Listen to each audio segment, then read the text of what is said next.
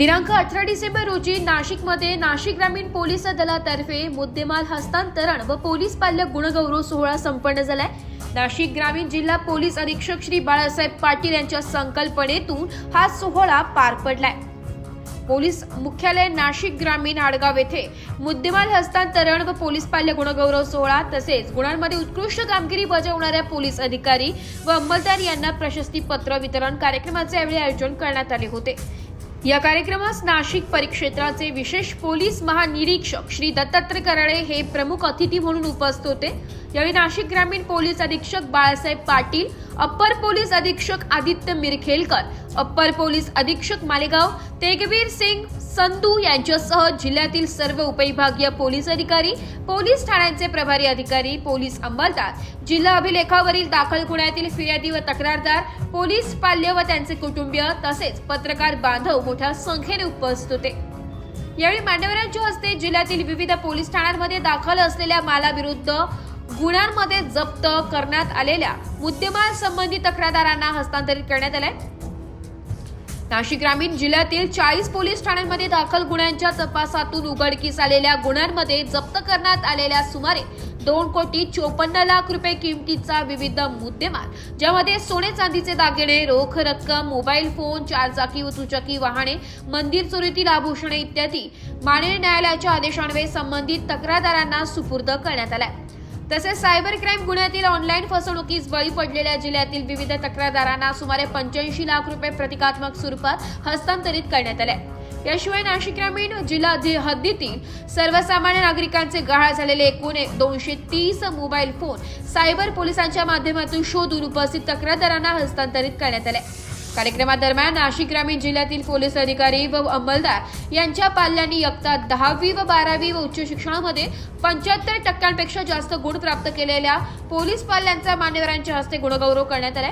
यामध्ये शैक्षणिक क्षेत्रात विशेष प्रावीण्य मिळवलेल्या एकूण 22 पोलीस पाल्यांचा तसेच क्रीडा, कला व इतर क्षेत्रात राज्य व राष्ट्रीय स्तरावर यश संपादन केलेल्या 12 पोलीस पाल्यांचा प्रशस्ती पत्रक व पुष्पगुच्छ देऊन सन्मान करण्यात आला।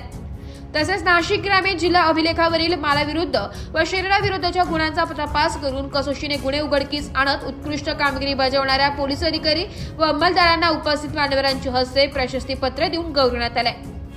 यावेळी विशेष पोलीस महानिरीक्षक दत्तात्रय कराळे यांनी उपस्थित नागरिकांना संबोधित करत मालाविरुद्धच्या गुन्ह्यांना प्रतिबंध करण्यासाठी नागरिकांनी घ्यावयाच्या दक्षतेबाबत मार्गदर्शन केले।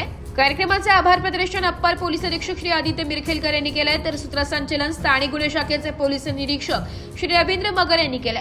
कार्यक्रमास उपस्थित तक्रारदार, नागरिक व पोलीस पाल्य यांनी पोलीस दलाच्या कार्याबद्दल समाधान व्यक्त केले।